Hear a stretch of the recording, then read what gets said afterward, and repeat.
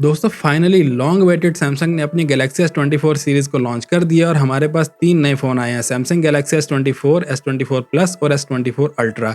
इस वीडियो के अंदर जितने भी सैमसंग ने अपने फ़ोन्स के अंदर नए फीचर्स दिए हैं, चाहे वो गैलेक्सी AI के बारे में हो, चाहे दूसरे फीचर्स हों, चाहे कैमरा के अंदर या फिर हार्डवेयर के अंदर इंप्रूवमेंट्स हो, उन सारी चीज़ों के बारे में आपको बताऊँगा। इसकी प्राइस के बारे में भी आपको बताऊँगा, अवेलेबिलिटी के बारे में भी आपको बताऊँगा। तो this video is going to be a bit longer and in detail, so कुछ ना कुछ ले लें, sit back and relax and enjoy the video. अस्सलाम वालेकुम and welcome friends, I am FGW is here and you are watching MIT video series. Now this is the knowledge time.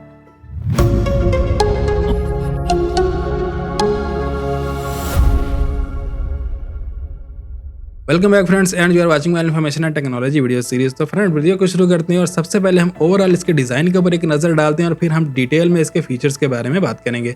सबसे पहला department design का, जहां पर हमें almost एक boxy design देखने को मिल जाता है। जो सारे लीक्स एंड रूमर्स आ रहे थे कि इस बार डिस्प्ले फ्लैट होने वाला है, वो डिस्प्ले भी फ्लैट हो चुका है, कर्व एजेस जा चुके हैं और इसी के साथ साथ पंच होल कैमरा जो सामने वाला है उसको भी थोड़ा सा छोटा कर दिया गया है और चारों तरफ यूनिफाइड बेजल देखने को मिल जाते हैं। और ये सारा कुछ इसलिए पॉसिबल हो चुका है कि यहाँ पर आपको अब कर्व एजेस देखने को नहीं मिलते। पर्सनली मैं गैलेक्सी नोट 3 के टाइम से सिर्फ गैलेक्सी नोट फोन ही यूज़ कर रहा हूँ और मुझे कर्व एजेस ज़्यादा पसंद थे और मुझे लगता था कि ये ज़्यादा अच्छी और प्रीमियम फील देते हैं। लेकिन ओवर द टाइम जब S पेन को यूज़ करते हुए वो किनारे से जाकर स्लिप होता था, तब लगता था कि ये थोड़ा अच्छे से काम नहीं कर रहा। तो फ्लैट डिस्प्ले को अभी तक मैंने यूज़ नहीं किया, मुझे वो कर्व डिस्प्ले ज़्यादा अच्छे लगते थे। तो अब आपके पास ये फ़ोन आएगा तो आप खुद से जज कर सकते हैं कि फ्लैट डिस्प्ले आपको ज़्यादा अच्छा लगता है या फिर कर्व डिस्प्ले आपको ज़्यादा अच्छा लगता है। उसी के साथ अगर हम बात करते हैं, यहाँ पर डिज़ाइन के अंदर एक और चेंज आया है और वो ये है कि यहाँ पर आपको अब एल्यूमिनियम की बजाय गैलेक्सी S24 अल्ट्रा के अंदर टाइटेनियम का फ्रेम देखने को मिलेगा, जैसा कि एप्पल आईफोन 15 प्रो मैक्स के अंदर आपको देखने को मिलता है।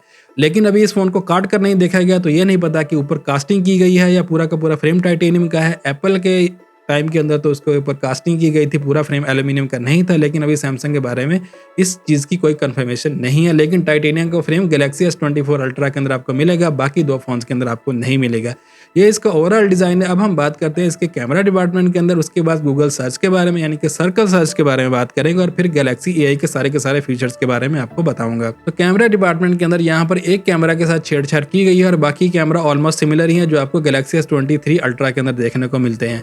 पहली बात, जो इसका कैमरा था 10x ऑप्टिकल जूम वाला, उसको 10 मेगापिक्सल से 50 मेगापिक्सल का कर दिया गया है। उसका जो साइज़ है वो 0.27 स्क्वायर इंच से लेकर 0.38 स्क्वायर इंच तक बढ़ा दिया गया है और इसी वजह से वो ज़्यादा लाइट अब्जॉर्व कर सकता है और ज़्यादा अच्छी तस्वीरें बनाकर देगा। और जितनी ज़्यादा लाइट अब्जॉर्व होगी जूम रेंज के अंदर, उतनी ज़्यादा अच्छी तस्वीर आएगी, क्योंकि जब जूम करते हैं तो उस टाइम भी लाइट के ऊपर काफ़ी ज़्यादा फ़र्क पड़ता है और क्वालिटी के ऊपर भी फ़र्क पड़ता है। लेकिन ओवर द पेपर हमें लगता था कि यहाँ पर 10x से अगर 5x ऑप्टिकल जूम किया जाएगा तो उसकी क्वालिटी या फिर उसकी जो रेंज है उसके अंदर कोई फ़र्क पड़ेगा। लेकिन बाकी दो चीज़ों के इंक्रीज़ होने की वजह से लग रहा है कि इसके रिजल्ट काफ़ी ज़्यादा अच्छे निकल कर आएंगे। और कुछ लोगों का दावा है कि उन्होंने इसकी पिक्चर्स देखी हैं और कुछ लोगों ने टेस्ट भी किया है। तो 5x ऑप्टिकल जूम 50 मेगापिक्सल के कैमरा के साथ ज़्यादा अच्छे से परफॉर्म कर रहा है। और इसी के साथ आपको 200 मेगापिक्सल का मेन कैमरा देखने को मिल जाता है और उसके साथ आपको 12 मेगापिक्सल का अल्ट्रा वाइड कैमरा देखने को मिल जाता है और साथ में एक और 3x टेलीफोटो लेंस वाला कैमरा भी आपको देखने को मिल जाता है। तो आपके पास वाइड रेंज है, आप यहाँ पर सारी चीज़ें यूज़ कर सकते हैं। एक फीचर जो इसके अंदर सैमसंग ने इंक्लूड किया वो ये है कि लेंस स्विचिंग का ऑप्शन, जो मैंने आपको लास्ट वीडियो के अंदर बताया था, वो भी इंक्लूडेड है। मींस कि आपने एक वीडियो रिकॉर्डिंग शुरू कर दी है और आप लेंस के ऊपर क्लिक करते जाएंगे, कैमरा ऑटोमेटिक स्विच होता जाएगा और एंड के ऊपर एक सिंगल क्लिप आपको मिलेगा। ये नहीं है कि आपने एक कैमरा के साथ वीडियो रिकॉर्ड करनी है तो क्लिप बन गया, आप दूसरे कैमरा के साथ रिकॉर्ड करने का दिल कर रहा है तो उसको बंद करो, फिर से दोबारा वीडियो रिकॉर्डिंग शुरू करो, तो 2-3 क्लिप आपको नहीं बनाने पड़ेंगे, सिर्फ एक ही क्लिप से आपका काम चल जाएगा। अब कैमरा के अंदर जो हार्डवेयर के अंदर छेड़छाड़ थी वो यही थी। इसके अलावा सारे के सारे सॉफ्टवेयर के फीचर्स आए हैं और उसके अंदर एक ऐसा फीचर जो मैं आपको बताना चाहता हूँ वो ये है कि यहाँ पर 4K 120 FPS पे भी आप अब वीडियोस को शूट कर सकते हैं। इसका मतलब ये है कि आप स्लो मोशन को भी 4K के अंदर शूट कर पाएंगे।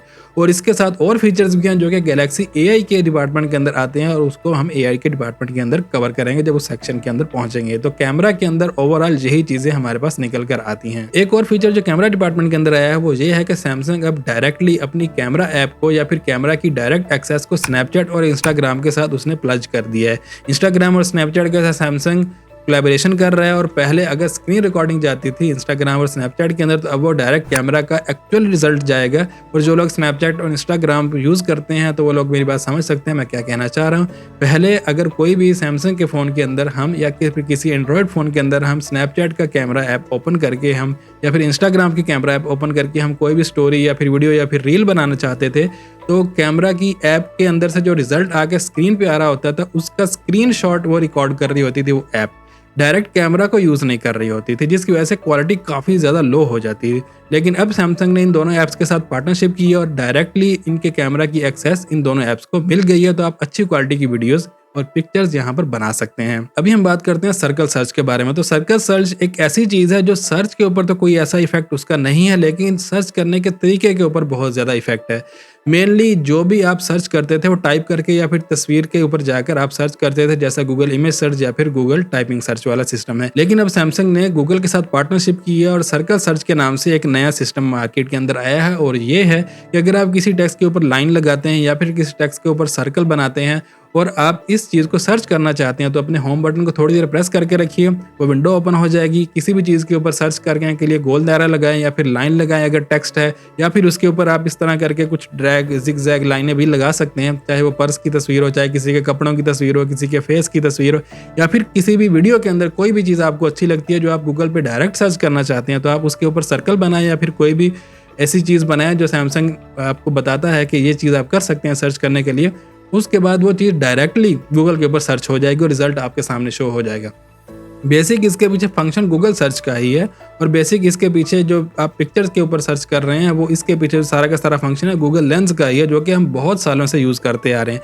बस उसको सर्च करने का एक कन्वीनियंट तरीका सैमसंग ने इस बार मार्केट के अंदर दिया है अपने मोबाइल फ़ोन्स के अंदर, कि आपको किसी चीज़ का स्क्रीनशॉट लेकर फिर उसको सर्च के गूगल लेंस के अंदर ले जाने की ज़रूरत नहीं है, किसी टेक्स्ट को वहाँ पर जाकर टाइप करने की ज़रूरत नहीं है। डायरेक्टली अगर आपके सामने कोई तस्वीर है उसके ऊपर सर्कल लगाएं, वो चीज़ सर्च हो जाएगी, या फिर आप उसके ऊपर कुछ लाइनें लगाएं, वो चीज़ सर्च हो जाएगी। और इससे पहले आप लोगों ने इस होम बटन को थोड़ी देर लाजमी प्रेस करके रखना है, तो सिस्टम पूरा एक्टिवेट हो जाएगा। ये पूरी कहानी है सर्कल सर्च की, जिसको काफ़ी ज़्यादा सैमसंग ने प्रोमोट किया है। और अब एंड के अंदर हम बात करते हैं इस मोबाइल फ़ोन के अंदर जितने भी गैलेक्सी एआई के साथ नए नए फीचर्स मार्केट के अंदर इस स्मार्टफोन के अंदर आए हैं उनके बारे में, जो कि आज से पहले मोस्टली हमने किसी भी फ़ोन के अंदर नहीं देखे।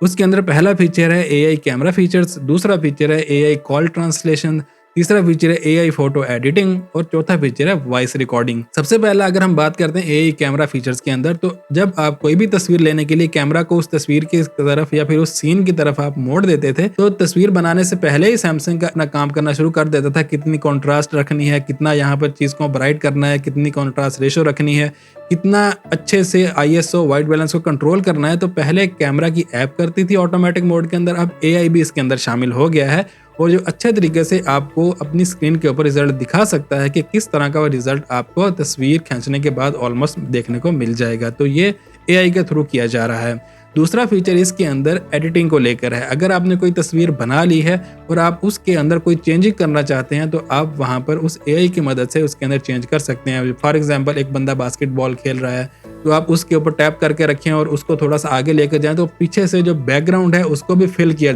जाएगा ऑटोमेटिकली, जो कि गैलेक्सी एआई ही इसका सारा का सारा प्रोसेस कर रही होगी। और ये सारा काम करने के लिए आपको किसी इंटरनेट की ज़रूरत नहीं है, ये सब कुछ चिप के अंदर ही हो रहा है। और इसी के साथ अगर आपने वीडियो एडिटिंग करते हुए तस्वीर को इस तरह चेंज कर लिया है, लेकिन इसके बाद आपकी तस्वीर के ऊपर एक छोटा सा वाटर मार्क गैलेक्सी एआई का जो लोगो है वो लगा दिया जाएगा, ताकि लोगों को पता चल जाए इस तस्वीर के साथ एआई के थ्रू कुछ छेड़छाड़ हुई है, ताकि आप किसी को फेक तस्वीर ना भेजें, या फिर आपने खुद भी अगर रिकॉग्नाइज करना हो बाद के अंदर कि इसके अंदर मैंने कोई छेड़छाड़ की है, तो आप उसको पहचान सकते हैं। तो मेरा डेटा यहाँ पर इसके अंदर तस्वीर के साथ ऐड हो जाएगा। और इसी के साथ इसका नेक्स्ट फीचर इसके बारे में हम बात करेंगे वो है इसकी गैलेक्सी एआई वॉइस रिकॉर्डिंग। जो हमारे पास सैमसंग के फ़ोन के अंदर एक नॉर्मल वॉइस रिकॉर्डिंग की एप्लीकेशन होती है, उसको भी एआई के फीचर्स के साथ मुंसलिक कर दिया गया है। वहाँ पर होता क्या है कि जो मैं भी काफ़ी ज़्यादा यूज़ करता था क्लासेस के अंदर, तो वहाँ पर आपको क्लासेस के अंदर या फिर किसी भी इंटरव्यू के दौरान दो लोग अगर बात कर रहे हैं, अगर एक बंदा ही बात कर रहा है, तो बाद में सारी की सारी कन्वर्सेशन सुननी पड़ती थी कि किसने क्या कहा है, टीचर ने क्या कहा है। तो इस तरह मेरे साथ बहुत हुआ है कि हम लोग भी एग्ज़ाम से पहले वो सारी की सारी कन्वर्सेशन दोबारा सुनते थे कि टीचर ने क्या बोला, तो अपने एग्ज़ाम की तैयारी कर सकें। लेकिन अब सैमसंग ने एआई के थ्रू उस वॉइस को ट्रांसलेट करके या फिर ट्रांसक्रिप्शन भी बनाकर देने का काम शुरू कर दिया है।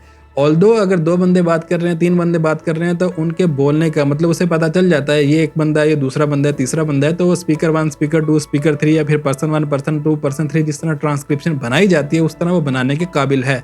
लेकिन एक्चुअल वर्ड्स को सुन के, उनकी प्रोनाउंसिएशन को सुन के उसको फिर रिटर्न करना कि उसको लिखना कि ये कौन सा वर्ड बोला गया, इसके अंदर अभी थोड़ी सी दिक्कत आ रही है सैमसंग को। तो वो थोड़ी बहुत दिक्कत चलती है, या आप इसको पहचान सकते हैं अगर आप खुद ही अपनी वॉइस को वापस सुन रहे हैं या खुद ही अपने काम के लिए यूज़ कर रहे हैं तो आप उस वर्ड को पहचान सकते हैं। ये तो मैंने यहाँ पर नहीं बोला था, इसको चेंज कर लो।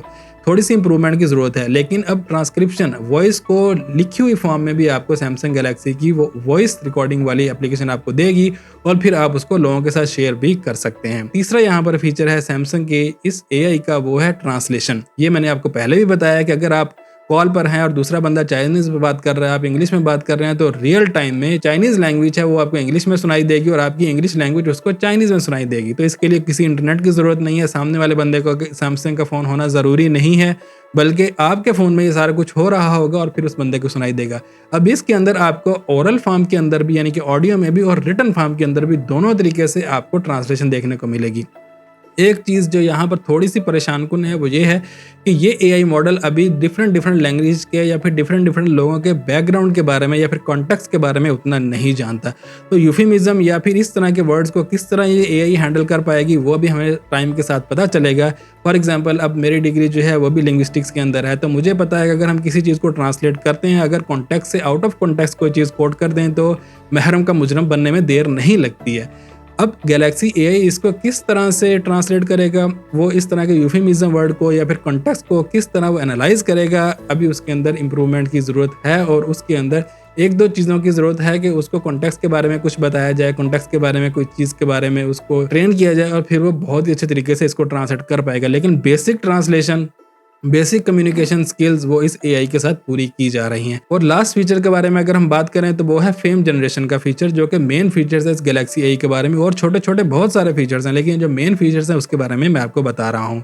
तो इन फीचर्स के अंदर क्या होता है कि जो AI का फ्रेम जनरेशन वाला फीचर है, फॉर एग्जांपल आपने 4K 120 FPS के ऊपर वीडियो रिकॉर्ड कर ली, आप उसको एज इट इज़ भी स्लो मोशन की तरह अपनी एडिटिंग ऐप के अंदर यूज़ कर सकते हैं। लेकिन अगर आप स्क्रीन को टच करके रखेंगे तो 120 फ्रेम पर सेकंड वाली वीडियो 240 फ्रेम पर सेकंड के ऊपर कन्वर्ट हो जाएगी।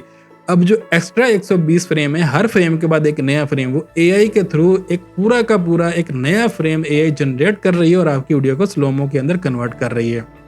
और ये सब कुछ रियल टाइम के अंदर हो रहा होता है। और AI के थ्रू नए फ्रेम जनरेट करके वीडियो के अंदर 120 FPS की वीडियो को या फिर 60 FPS वीडियो को आप इस तरह AI के साथ स्लो मोशन के अंदर डालेंगे तो उसकी 120 FPS के अंदर वो कन्वर्ट हो जाएगी। अगर आप 120 FPS को करेंगे तो 240 फ्रेम के अंदर कन्वर्ट हो जाएगी।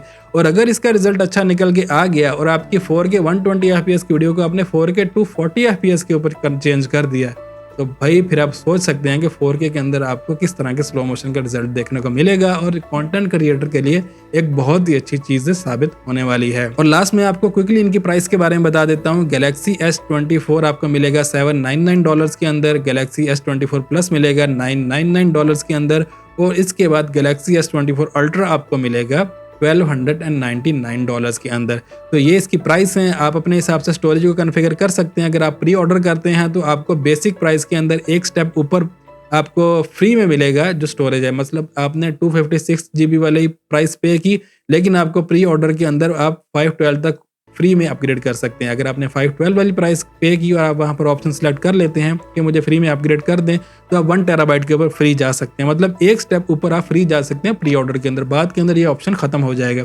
$50 के क्रेडिट का मैंने आपको पहले बता दिया, $100 के क्रेडिट का भी मैंने आपको बताया किस तरह बुक करके आपने करना था। अब तो वो टाइम गुजर चुका है, तो उसके बारे में तो अब हम बात करने का कोई फ़ायदा नहीं है। तो ये सारा ओवरऑल फीचर्स हैं, ये सारी चीज़ें हैं जो कि गैलेक्सी S24 अपने साथ लेकर आ रहा है। और भी बहुत सारे फीचर्स हैं इस मोबाइल फ़ोन के अंदर, इसके बारे में हम लोग वीडियोज़ के अंदर बात करते रहेंगे क्योंकि अब एक वीडियो बहुत ज़्यादा लंबी हो रही है।